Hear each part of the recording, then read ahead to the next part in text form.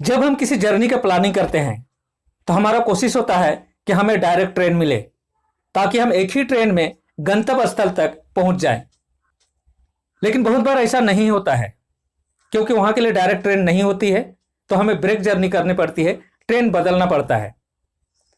उसी तरह से दोस्तों, आज मैं आप लोगों का स्वागत करता हूं बाइबल शब्द की जर्नी पर। और आज हम देखेंगे बाइबल से कि यह शब्द जर्नी कहां से शुरू होती है और कहां जाके समाप्त होती है। तो चलिए मैं आप लोगों को उस प्लेटफॉर्म पर ले चलता हूं जहां से यह ट्रेन चालू होती है, और इसके लिए हमें जाना पड़ेगा उत्पत्ति की पुस्तक 2 अध्याय में। दोस्तों, जब हम उस प्लेटफॉर्म पर पहुंचते हैं जहां से यह ट्रेन चालू होता है तो हमें पता चलता है इस ट्रेन को चालू करने वाला परमेश्वर खुद है, और इसका पहला सवारी भी परमेश्वर ही है। और उस प्लेटफॉर्म से सफर करने वाला दूसरा सवारी आदम है दोस्तों। और इसी बात को यीशु मार्क लिखित सुसमाचार 2 अध्याय का 27 पद में कुछ इस तरह से कहता है, सब्बत मनुष्य के लिए बनाया गया है, न कि मनुष्य सब्बत के लिए।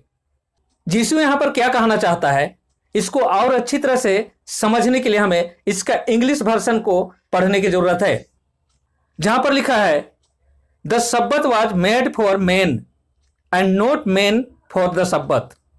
यहां पर जो मैन है वो सिंगुलर नंबर है। इसका मतलब यही होता है दोस्तों, यह आदम को इंडिकेट करता है, यानी यीशु यहां पर क्लियर करना चाहता है कि सब्बत आदम के लिए बनाया गया था। दोस्तों, यह ट्रेन आदम और परमेश्वर के साथ शुरू होता है, और इस ट्रेन में लोग आते गए और चढ़ते गए, और जिन लोगों ने इस ट्रेन को पकड़े रहा वे सुरक्षित रहे, लेकिन जिन लोगों ने इस ट्रेन को छोड़ दिया वे मिट गए। और इस तरह से 2500 साल का जर्नी तय करने के बाद सीनै से पहले का वह स्थान को हम पहुंचते हैं जहां पर इजरायली लोग खाने पीने के चक्कर में इस ट्रेन से उतर रहे थे, और परमेश्वर उन्हें चेतावनी देता है और उन्हें सावधान करता है। और इसे हम पाते हैं निर्गमन की पुस्तक 16 अध्याय का 26 से 30 पद में।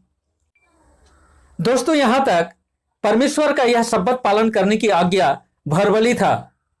लोग पीढ़ी से पीढ़ी इसे भरबली ट्रांसफर करते हुए आए थे। पिता अपने बच्चों को सिखाता, उसके बच्चे को सिखाते, और इस तरह से यहां तक पहुंचे थे।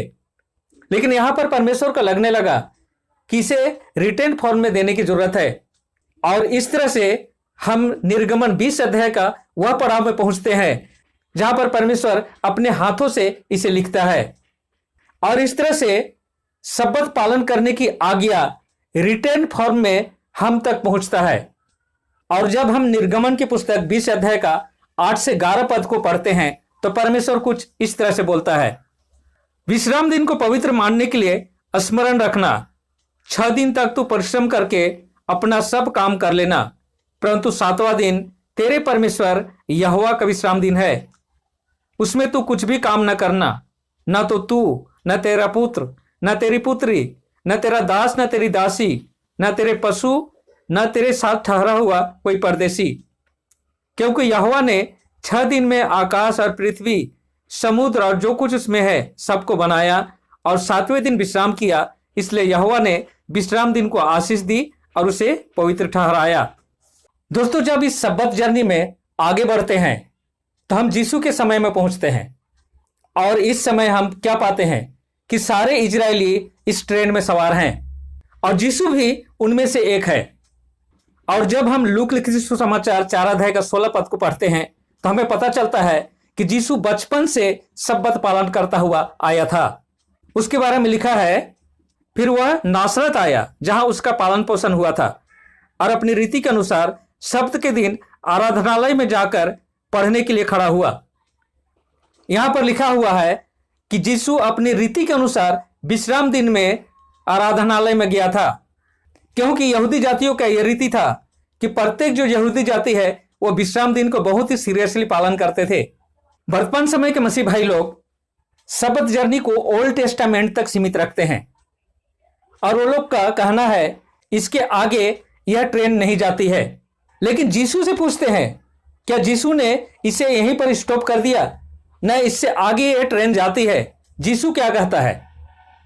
और यीशु का जवाब हमें मत्ती लिखित सुसमाचार 5 अध्याय का 17 और 18 पद में मिलता है, जहां पर यीशु कहता है, यह न समझो कि मैं व्यवस्था या नबियों की पुस्तकों को नष्ट करने आया हूं। नष्ट करने नहीं, परंतु पूर्ण करने आया हूं। क्योंकि मैं तुमसे सच कहता हूं कि जब तक आकाश और पृथ्वी टल न जाए, व्यवस्था में से एक मात्रा या एक बिंदु भी जब तक कि सब कुछ पूरा ना हो जाए नहीं टलेगा। दोस्तों, यहां पर हम क्या पाते हैं? पहले परमेश्वर ने विश्राम दिन को बनाया और खुद विश्राम दिन पालन किया, और जब हम यीशु तक पहुंचते हैं तो यीशु ने भी विश्राम दिन पालन किया। इससे यही पता चलता है कि परमेश्वर और यीशु इस ट्रेन के अंदर में हैं, और जो लोग उनका आशीष पाना चाहते हैं उन्हें भी विश्राम दिन पालन करना जरूरी पड़ जाता है, क्योंकि आशीर्वाद उनके पास है और उनका आशीर्वाद पाने के लिए हमें इस ट्रेन में सफर करने की जरूरत है।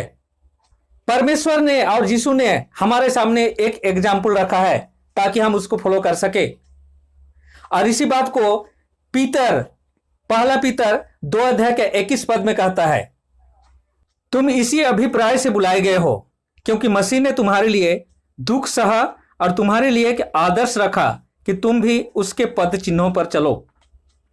वर्तमान समय के मसीही लोग यह कहते हैं, ठीक है, यीशु जब तक जीवित था, इस पृथ्वी पर था, तब तक सब्बत ठीक था, लेकिन यीशु का क्रूसिफिक्शन इस सब्बत को समाप्त कर दिया। क्या सचमुच में ऐसा है? तो चलिए देखते हैं कि यीशु की मृत्यु के बाद क्या सब्बत बाइबल में है या नहीं है। इस सच्चाई को जानने के लिए चलिए मेरे साथ लूक लिखित सुसमाचार 23 अध्याय का 50 से 56 पद तक को पढ़ते हैं।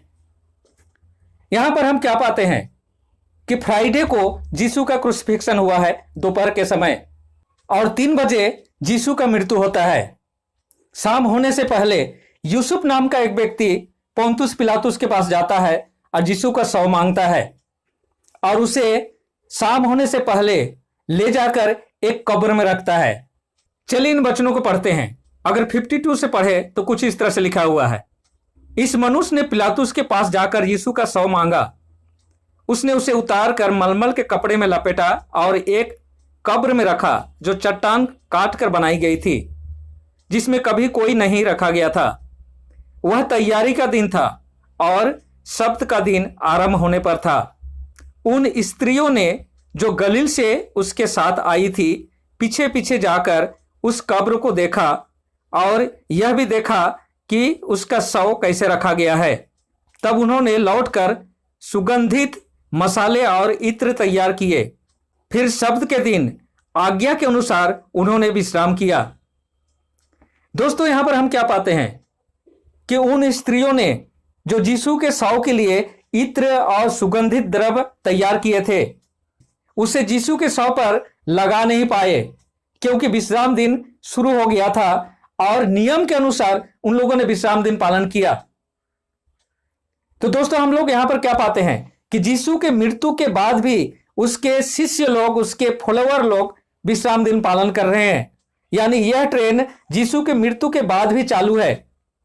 दोस्तों, जब हम इस सब्बत जर्नी में न्यू टेस्टामेंट में आते हैं तो उनके सारे शिष्यों को इस ट्रेन में पाते हैं। पौल, बरनबास और जितने भी उसके डिसाइपल थे इस सब्बत जर्नी में उस ट्रेन में दिखाई देते हैं, और इसका प्रमाण हमें न्यू टेस्टामेंट के लेखकों द्वारा मिलता है। जब पौल, बरनबास, जॉन मार्क और लूक मिशनरी जर्नी शुरू करते हैं, उस पहले जर्नी में वे अंताकिया पहुंचते हैं और सब्बत के दिन वे आराधनालय में जाकर तर्क वितर्क करना शुरू करते हैं, और इसे हम पाते हैं प्रेरित की पुस्तक 13 अध्याय में। और जब हम प्रेरित 13 अध्याय का 14 और 15 पद को पढ़ते हैं तो कुछ इस तरह से वर्णन मिलता है। वे पिरगा से चलकर फिसिदिया के अंताकिया में पहुंचे और सब्त के दिन आराधनालय में जाकर बैठ गए। दोस्तों, पौल कुरिन्थियों के मंडली में 1.5 साल था और पूरे 1.5 साल वह विश्राम दिन पालन किया है, और इसको हम पाते हैं प्रेरित की पुस्तक 18 अध्याय का 4 पद और 11 पद में। और यदि आप प्रेरित की पुस्तक 17 अध्याय का 2 पद को पढ़ें, यहां पर पौल के बारे में लिखा हुआ है कि विश्राम दिन पालन करना उसका कल्चर था, उसका रीति था, यानी वो बचपन से इसे पालन करता हुआ आया था और अब भी पालन कर रहा था। दोस्तों, प्रेरित की पुस्तक को लूक ने 62 ईस्वी में लिखा, यानी यीशु के क्रूसिफिक्शन के 30 साल बाद, और फिर भी विश्राम दिन को विश्राम दिन ही लिखता है। यदि यीशु के मृत्यु के बाद यह विश्राम दिन बंद हो गया होता, चेंज हो गया होता, तो लूक अपने इस पुस्तक में उसे मेंशन नहीं करता। तो दोस्तों, इस सब्बत जर्नी में हम लोग न्यू टेस्टामेंट को क्रॉस करके अभी और आगे बढ़ रहे हैं। क्या यह सब्बत जर्नी अंत के समय में पाया जाएगा? अरे इसका जवाब यीशु मत्ती लिखित सुसमाचार 24 अध्याय का 20 पद में देता है। इस 24 अध्याय में उसके शिष्यों ने यीशु के सेकंड कमिंग के बारे में प्रश्न किया था, और उस सेकंड कमिंग के संबंध में बताते हुए यीशु ने कहा था कि वह बहुत भयानक दिन होगा। और यीशु ने उन्हें बताया कि तुम लोग प्रार्थना करो कि यह घटना विश्राम दिन में ना हो। तो दोस्तों, यीशु यहां पर खुद बोलता है कि यह सब्बत जर्नी अंत के समय में भी रहेगा। यदि हम डार्क एज में जाते हैं, जो रोमन साम्राज्य का समय था या रोमन कैथोलिक चर्च का साम्राज्य के समय था, 538 से 1798 तक का समय, 1260 साल का समय, उस समय क्या सब्बत था? और इसका प्रमाण हमें प्रकाशित वाक्य 12 अध्याय का 17 पद में मिलता है। हमारे समय के बारे में बाइबल क्या बोलती है? और इसका उत्तर आपको मिलेगा प्रकाशित वाक्य 14 अध्याय का 12 पद में। चलिए मैं आप लोगों के लिए वह पद को पढ़ता हूं, जहां पर लिखा है, पवित्र लोगों का जो परमेश्वर की आज्ञाओं को मानते और यीशु पर विश्वास रखते हैं, धैर्य इसी में है। तो यहां पर पवित्र लोग कौन लोग हैं? जो परमेश्वर की और यीशु की आज्ञा का पालन करते हैं। दोस्तों, हम लोगों ने देखा कि यह सब्बत जर्नी का जो ट्रेन है, जो क्रिएशन से शुरू होकर कंटिन्यू अभी तक चालू है। दोस्तों, जब हम इससे आगे की जर्नी के बारे में देखते हैं तो हम पाते हैं कि यह जर्नी स्वर्ग तक पहुंचती है।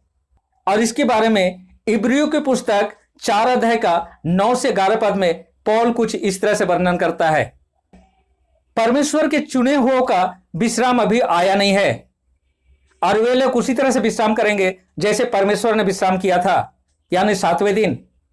और पौल 11 पद में कहता है कि उस विश्राम में जाने के लिए हमें कंटिन्यू इस साप्ताहिक सब्बत को पालन करने की जरूरत है। इससे आगे क्या यह सब्बत जर्नी का ट्रेन इससे आगे भी जाती है? तो चलिए हम लोग चलते हैं यशायाह की पुस्तक 66 अध्याय का 22 और 23 पद में, जहां पर लिखा हुआ है, जैसे नया आकाश और नई पृथ्वी जो मैं बनाने पर हूं मेरे सम्मुख बने रहेंगे, वैसे ही तुम्हारा वंश और तुम्हारा नाम बना रहेगा। यहोवा की यही वाणी है।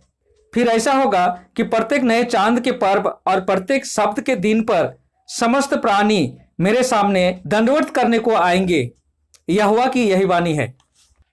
इसका मतलब यही हुआ दोस्तों कि यह सब्बत जर्नी का ट्रेन ईडन गार्डन से शुरू होता है और पूरा सफर तय करने के बाद न्यू ईडन गार्डन तक पहुंचता है, यानी न्यू हेवन एंड न्यू अर्थ में भी यह सब्बत पालन किया जाएगा।